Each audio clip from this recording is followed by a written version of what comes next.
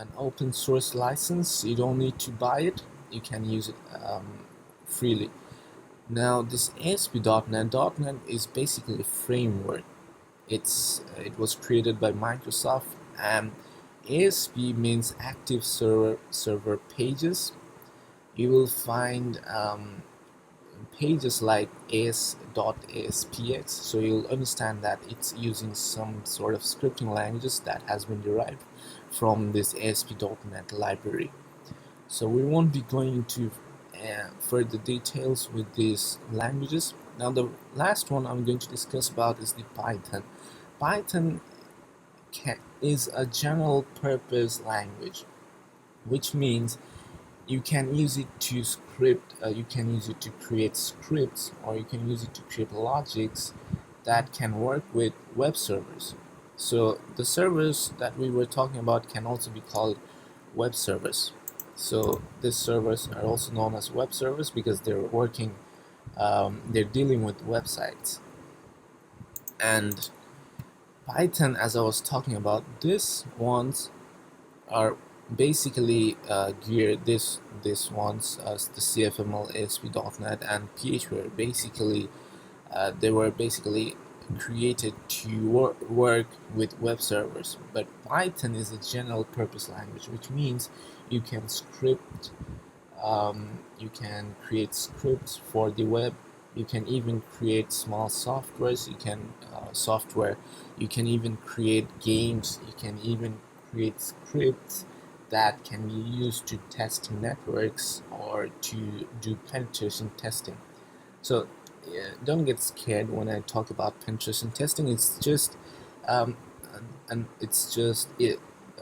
what I mean by that is that Python can be used to create scripts to test your network, to test whether your whether your network has any sort of flaw or any sort of problem.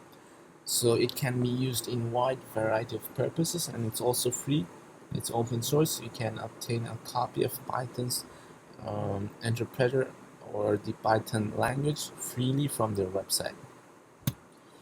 Now the last thing about this presentation is the HTML5, the CSS3, and JavaScript. So I made a little mistake here. So the client-side language, yeah. So basically there are all these client-side languages, but one of them is known as the client-side scripting language. These two languages that you see, HTML5 and CSS3, the 5 means it's the latest version. The previous ones were the HTML 4.01, then we had XHTML, then for CSS we had CSS2, now the latest one is the CSS3. So it's written in such a format.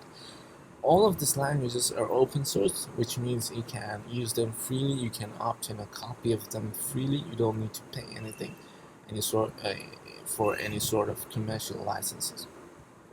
Now, the top ones, the HTML5, this language is a markup language, which means it does not provide any logic. It is only used to create the skeleton or the bare bones or the layout of the web page. And the CSS3, it's also not a scripting language. Sorry for the mistake. HTML is a markup language.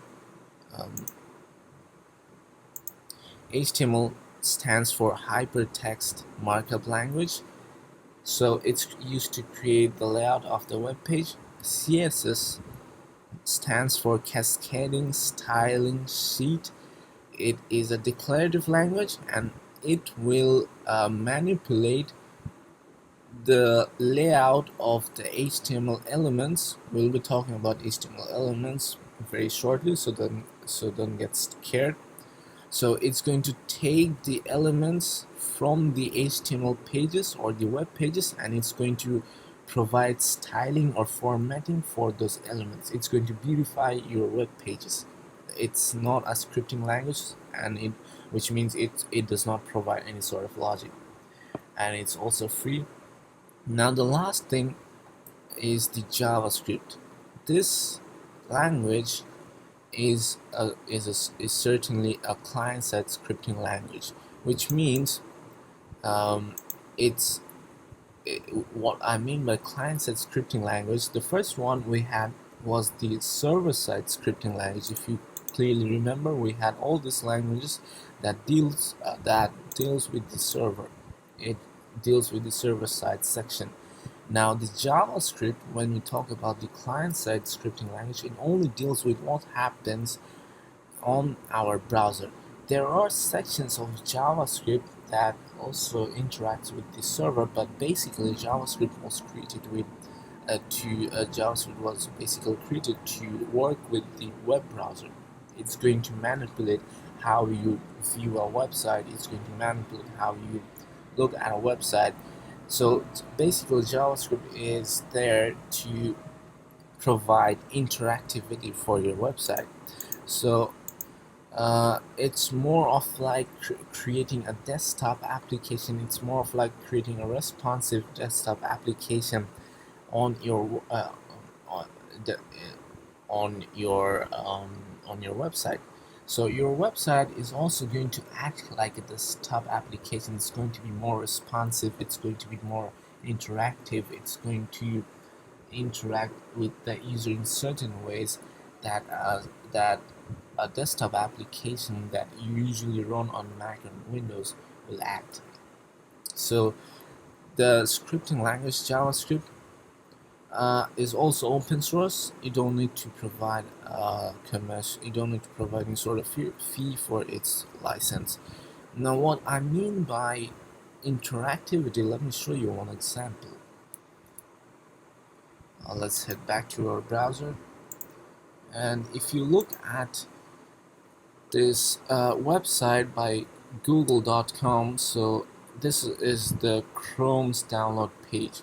Now what I mean by interactivity, or more towards the similarity of desktop applications, is that if you hover your mouse over this link, this this is a link that directs me to other links.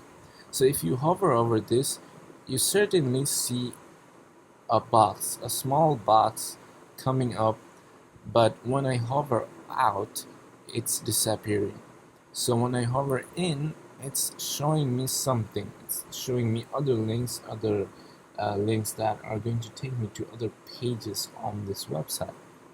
So this is what I mean by interactivity.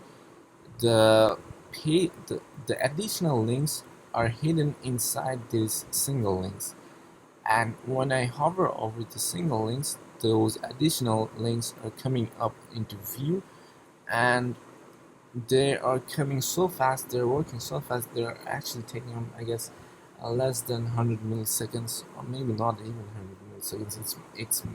It is actually taking maybe less than 50 milliseconds to work. So that's how a desktop application usually works. If you look at a desktop application like this PowerPoint that I'm running on my Mac, so if you click clearly, it's appearing within few milliseconds. So on our web application, this is also a web application, this hover effect is this entire box is also appearing within few milliseconds. So this is what I was talking about, a similarity between our web application and the desktop application. So the web is also moving towards a more of an interactive approach. So this interactive approach is gained by this JavaScript scripting languages that also manipulates the CSS stylings along with the layout of that is provided by the HTML5 language. Now to code all of this, we're going to focus mainly on the HTML and the CSS part, and we're also going to have a brush up on how this JavaScript works on both of these languages, how this client-side scripting language affects this markup language and this declarative language. Now to write our code, we need text editors or IDEs. There is a difference between text editors and IDEs. Now, what is an IDE or what is a text editor? IDE is known as the Integrated Development Environment.